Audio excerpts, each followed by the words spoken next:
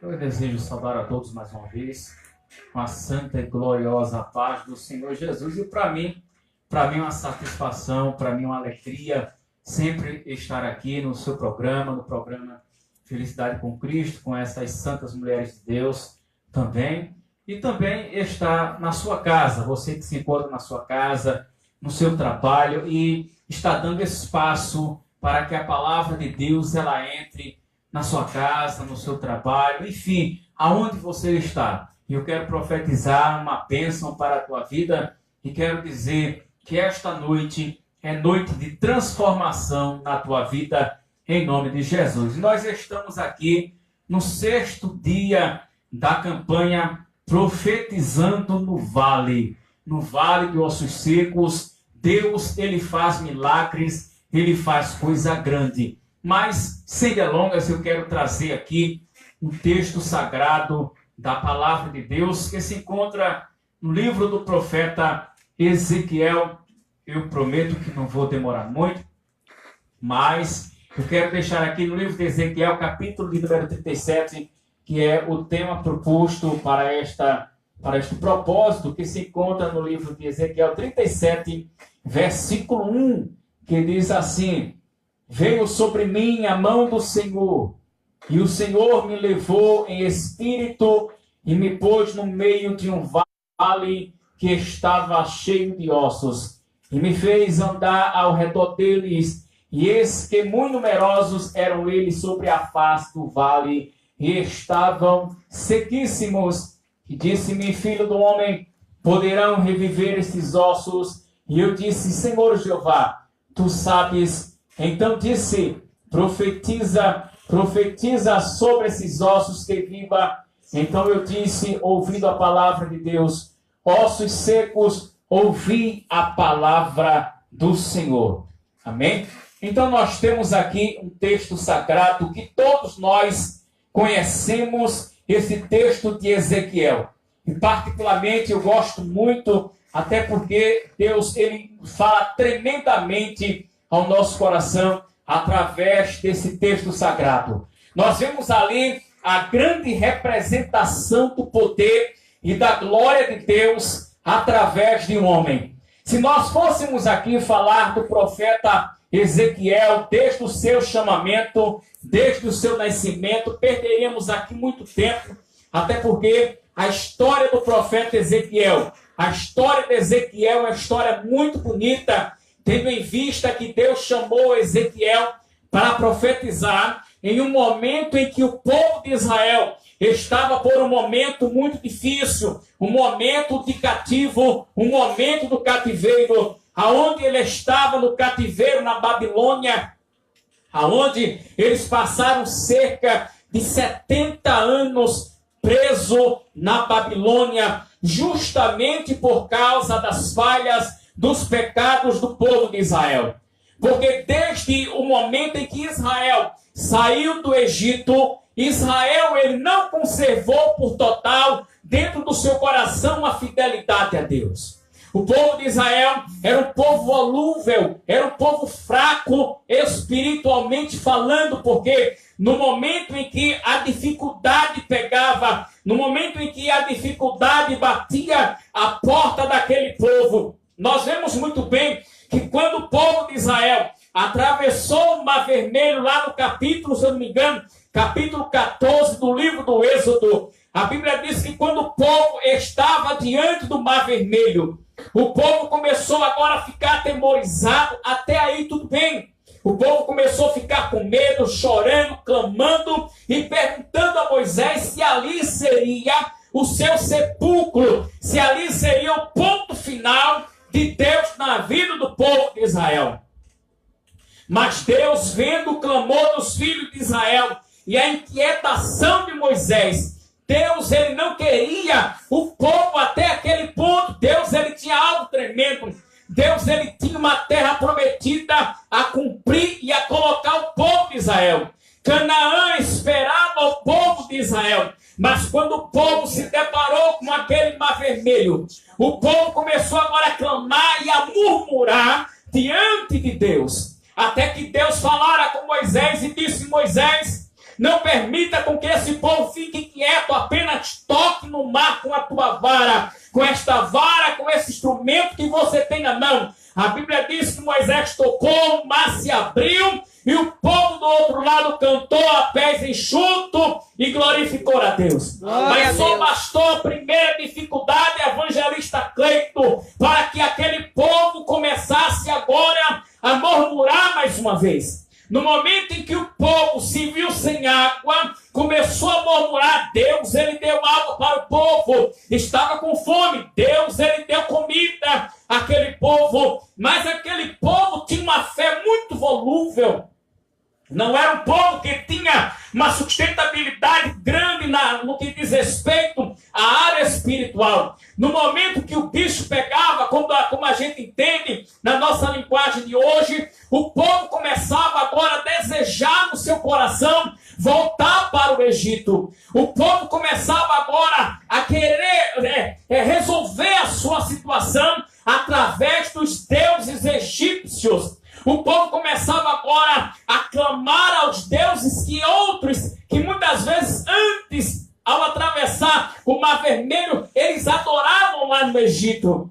No capítulo 33 do livro do Êxodo, nós vamos ver que o povo de Israel começou agora a oprimir Arão, de maneira que ele fez ali um bezerro de ouro, para que aquele bezerro guiasse o povo de Israel de volta para o Egito. Tal era a incredulidade do povo de Israel. O povo de Israel era a nação amada, o povo peculiar de Deus. A nação santa, a promessa que Deus havia feito a Abraão. O povo de Israel é o coração de Deus. É a nação de Deus escolhida para que pudesse levar o nome de Javé diante de todos os outros povos. Porém, o povo de Israel sempre foi um povo fraco, um povo que muitas vezes, num momento difícil, ele enfraquecia e queria voltar no caminho de outrora, queria voltar para o Egito.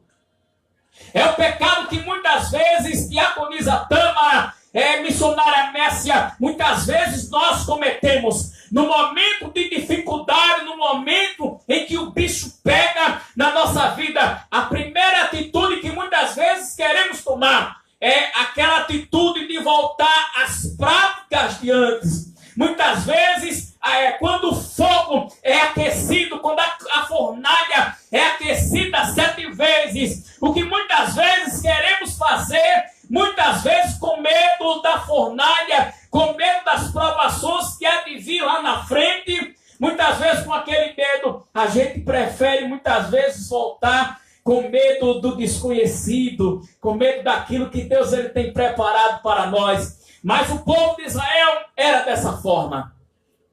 No capítulo de número 37 do livro de Ezequiel, nós vemos aqui este mesmo povo. Aquele povo que saiu lá do Egito, aquele povo que passou 430 anos sofrendo lá no Egito, era o mesmo povo que Ezequiel estava profetizando. E o capítulo 37, simplesmente ali, era Deus ilustrando através daquela visão a situação do povo de Israel, diaconisa Tâmara. Simplesmente isso. Aquela visão que Ezequiel teve não era nada mais, nada menos do que uma representação da forma espiritual em que Israel se encontrava. A vida espiritual de Israel se encontrava igual àquele vale de ossos secos. Deus queria mostrar para Ezequiel, ilustrar para Ezequiel, mostrando para ele a situação em que o povo estava. Até que Deus chegou para Ezequiel, no capítulo 37, versículo 1, a Bíblia diz que veio sobre Ezequiel a mão do Senhor.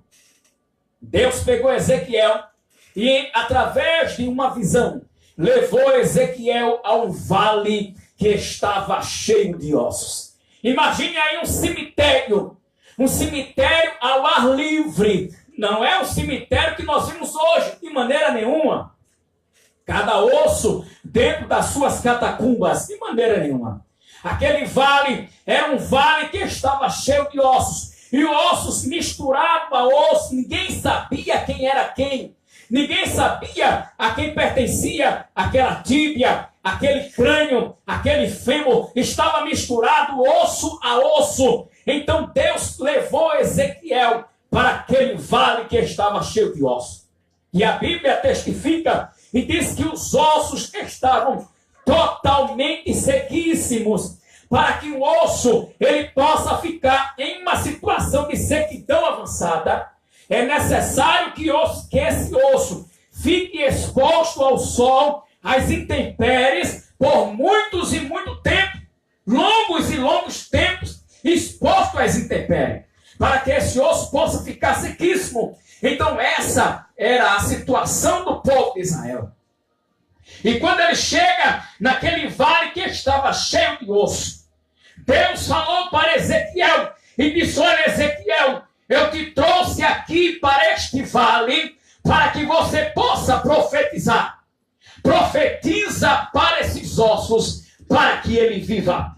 Mas antes veio aquela pergunta que eu acho formidável. Deus ele chega para Ezequiel e diz: Ezequiel, você como homem, me responda uma pergunta.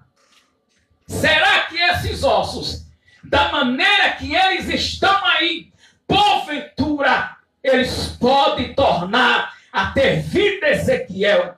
Ezequiel sabia da sua limitação. Ele sabia que dependendo do homem, de maneira nenhuma o homem conseguiria resolver aquela situação. Até porque o único que venceu a morte foi Jesus Cristo. Aquele que foi até as profundezas da terra. E de lá ele veio, venceu a morte. Então homem nenhum conseguiria resolver aquela situação. Ezequiel, sabendo disso, da sua limitação, ele disse: Senhor, tu sabes. Somente tu é quem sabe se isto pode ou não ter jeito, se esse vale pode ou não tornar a ter vida. Mas Deus chegou para Ezequiel e disse: Ezequiel, profetiza para que esses ossos sobrevivam. E a Bíblia diz que ele se levantou. Parece que eu estou vendo ele levantando os braços para cima, olhando para aqueles ossos secos, cheios de crânio. Ele olhou e disse: ossos secos, ouvi a palavra de Javé. Eu creio, Deus. Ouvi a palavra de Deus. Eis que farei entrar em vós o Espírito e vivereis. Ele profetizou no vale. É como diz este propósito: profetizando no vale. Nesta noite você tem que profetizar neste vale. Se o vale está difícil aí, eu quero dizer nesta noite: o Deus de Abraão, de Isaque e de Jacó é aquele que fala no meio do vale, é aquele que faz milagre no meio do vale. Glória Não a Deus. interessa o vale que você está passando. Eu quero te dizer nesta noite: o Deus de Ezequiel, ele está aqui nesta noite e está aí e vai manifestar a sua glória na sua vida, em nome de Jesus. Amém, Jesus. Eu creio. Ezequiel disse: ossos secos, ouvi a palavra de Deus. Eis que farei entrar em vós o Espírito e vocês irão reviver. A Bíblia diz que quando ele profetizou, o evangelista Cleito, de repente começou agora a surgir um barulho, como que do nada veio agora um vento, e aquele vento começou a aumentar o barulho, de maneira que foi ensurdecedor o barulho no meio daqueles ossos, no meio do vale, de maneira que aquele vento começou a levantar aqueles ossos, os ossos que estavam totalmente misturados, começou a se mexer, começou agora, a Bíblia diz, juntar osso ao seu osso. Glória a Jesus. É interessante quando a Bíblia diz que se juntou osso ao seu osso. Ei, Deus, ele não permitiu com que o osso de um se misturasse com o do outro, não. Cada osso juntava correspondente àquela pessoa que havia morrido. Não se juntou osso da perna com osso do braço. A costela não se juntou com osso do pé, não. Se juntava osso ao seu osso, de maneira que ao terminar aquele movimento, se formou diante de Ezequiel um exército de caveira. Se juntou na frente de Ezequiel um exército de esqueleto na frente de Ezequiel. Mas viria ali a segunda parte da profecia. A segunda parte do que Deus queria fazer ali através de Ezequiel. A Bíblia diz que quando se formou aquele exército de esqueleto, Deus agora falara com Ezequiel e diz: profetiza de novo. Eu vou colocar aqui entre parênteses, aquela primeira fase significa a situação, a primeira situação de Israel. Israel havia morrido espiritualmente. Israel estava morto. Israel não tinha vida. Israel estava em uma situação totalmente deplorável, totalmente distante de Deus. Ei, não é diferente hoje. Muitas pessoas estão mortas espiritualmente, irmã Tâmara. Estão de pé, parece que está vivo, mas está morto, como diz lá na carta de Apocalipse. Esse que parece que está vivo, mas estão mortos. A situação espiritual de muita gente é essa. Muitas vezes nós olhamos para o crente. Você acha que aquela pessoa está boa, que aquela pessoa está gozando de uma vida espiritual boa, produtiva, mas está morta no seu pecado, está morta no fuxico, está morta porque está vendendo seu irmão, está vendendo sua irmã, enfim, está morto na incredulidade. Assim era a situação dos filhos de Israel, e Deus queria novamente resgatar aquele povo. Glória a Deus. Nós vemos a bondade de Deus, como Deus ele é bom com os filhos de Israel. Israel sempre foi aquele povo fraco espiritualmente, mas Deus ele nunca abandonou. Não é diferente de nós. Quantas vezes você já passamos por momentos de fraqueza, de maneira que muitas vezes alguém passava por mim, alguém passava por você e dizia assim: não é mais crente. Não é mais crente. Quantas vezes? Várias. Está Cleito aqui de experiência, a minha pessoa. Já passei por um momento espiritual, missionária Mércia, de maneira que eu assembleando, deixei o cavanhaque crescer. A gente não tem o costume de usar barba. Nós usamos bigode. Mas eu passei por um momento espiritual tão terrível que eu comecei a deixar meu cavanhaque crescer. Eu não estava desviado, porém minha vida espiritual estava um pouco fracassada. Deixei o cavanhaque crescer e alguns irmãos passavam por mim, não davam nem mais a paz, porque eu só estava de cavanhaque. Aí alguém olhava e dizia: eita, o irmão Marcílio se desviou, que pena. O irmão Marcílio está desviado, passava por mim, não dava mais a paz. Eu me lembro do evangelista Cleito, quando a gente fazia a faculdade também. Passou por um momento difícil espiritual, usava bermuda, e alguns irmãos da Assembleia de Deus passavam e diziam: eita, quem era o irmão Cleito? O irmão Cleito era uma bênção, hoje está desviado, só porque estava de bermuda, pelo amor de Deus, irmãos. Aonde uma bermuda define a minha vida espiritual e a tua vida espiritual? Nada. Deus, ele não tem negócio com brinco, ele não tem negócio com batom, ele não tem negócio de bermuda. Não, irmão, Deus não liga para nada disso.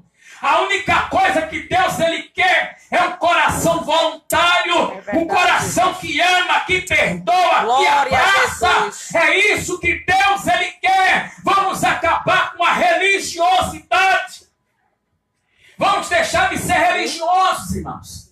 Como foi falado aqui, Deus ele não está preocupado com religião, até porque foi a religião que matou Jesus. Ei, você sabia disso? Foi a religião que matou Jesus Cristo. Porque Jesus um evangelho totalmente diferente daquilo que era pregado na época do Torá. O Torá dizia que uma mulher que adulterasse, ela deveria ser apedrejada. Jesus sabendo disso, mas mesmo assim, Jesus ele disse, aquele que não tiver pegado, que atire a primeira pedra. Né? Aquela mulher não foi apedrejada. Dizia que um leproso não deveria estar dentro da cidade, deveria estar afastado. Jesus curou 10 leprosos. Jesus ele sempre ia na contramão dos religiosos. Tudo aquilo que o religioso pregava, Jesus ia de encontro. Jesus ele veio para cumprir a lei, cumpriu na sua essência. Porém, a essência do evangelho é o amor, meu filho. Se você não amar, se você não perdoar, pode ter certeza que para o céu você não vai. Você está se enganando. Glória a Jesus. Mas voltando para o povo de Israel, Israel estava nessa maneira fraco, morto. Estava totalmente morto, afastado de Deus. Mas quando aquele monte de caveira se apresentou diante de Ezequiel, veio a segunda parte. Deus ele disse agora, Ezequiel profetiza sobre estes ossos, para que eles criem nervos, carne sobre esses ossos. E a Bíblia diz que Ezequiel profetizou, e a Bíblia diz que houve agora um milagre maior do que aquele primeiro. Começou agora a crescer nervos sobre aqueles ossos, carne, sangue, mas de repente se formou diante de Ezequiel um exército. Veja mesmo, a primeira vez se formou um exército de caveira. A segunda, um exército de zumbi. Porém, eles tinham nervo, veja mesmo, a ilustração da palavra. Tinha nervo, tinha carne, tinha sangue, tinha cabelo, tinha olhos, tinha unha, tinha tudo, mas não tinha o espírito de vida. Glória a Deus. O principal que faltava era o fôlego de vida. Mais uma vez eu trago aqui a ilustração. Deus estava ali revelando a Ezequiel para que ele pudesse pregar para o povo e dizer o que Deus havia mostrado a ele. E dizer ao povo que o povo se encontrava daquela forma, igual aquele exército que tinha tudo, que parecia estar vivo, mas estava morto. Tinha sangue, tinha cabelo, tinha nervo, tinha carne, tinha tudo, porém não tinha vida. Não tinha. Não é diferente de hoje.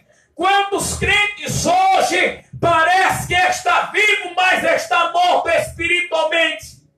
Mas eu quero dizer nesta noite, para a gente encerrar, assim como Ezequiel profetizou no meio do vale que estava cheio de osso, Deus ele quer que você profetize neste vale que você está atravessando. Glória a Deus. Quantas pessoas que estão neste momento passando pelo vale do câncer, estão nesta hora no hospital do câncer, com o corpo todo apodrecido, com um tumor na cabeça, a sua cabeça sendo comida por bicho, câncer na garganta, câncer no intestino, enfim, quantas pessoas estão agora no leprosário, passando por um momento difícil, podre, seu hálito apodrecido, ninguém consegue chegar perto porque fede vivo. Quantas pessoas também estão passando pelo vale do desemprego, não consegue arrumar emprego, está anos e anos esperando a porta se abrir, mas Deus até hoje não abriu. Mas eu quero dizer nesta noite para você, continua profetizando, continua sendo fiel, porque o Deus a quem nós servimos, Ele é o Deus Todo-Poderoso, que vai fazer um milagre acontecer na tua vida, em nome de Jesus. Portanto, eu quero agradecer por esta oportunidade, também agradecer pela tua audiência. Amém. Que Deus ele possa continuar te abençoando. E eu profetizo em nome de Jesus uma bênção para a tua vida. Deus ele vai fazer um milagre acontecer dentro da tua casa. Deus ele vai mudar a tua história. A tua história vai ser mudada. Assim como Deus mudou a história de Ana, que de amaldiçoada, Deus tornou Ana uma mulher abençoada. Glória a Deus. Da história de Davi, tirou Davi por detrás das ovelhas e colocou ele no trono de Israel. E você se encontra hoje no vale da humilhação. Você é humilhada, é humilhado até pelos seus parentes, é humilhado pelo marido, pelo esposo, é humilhado pelo pai, pela mãe, é humilhado pelos vizinhos e muitas vezes até humilhado por si próprio, pela sua situação. Mas eu quero te dizer que o Deus que exalta está falando neste momento para a tua vida e Ele vai continuar te abençoando em nome de Jesus. Então que Deus possa continuar te abençoando e até outra oportunidade em nome de Jesus.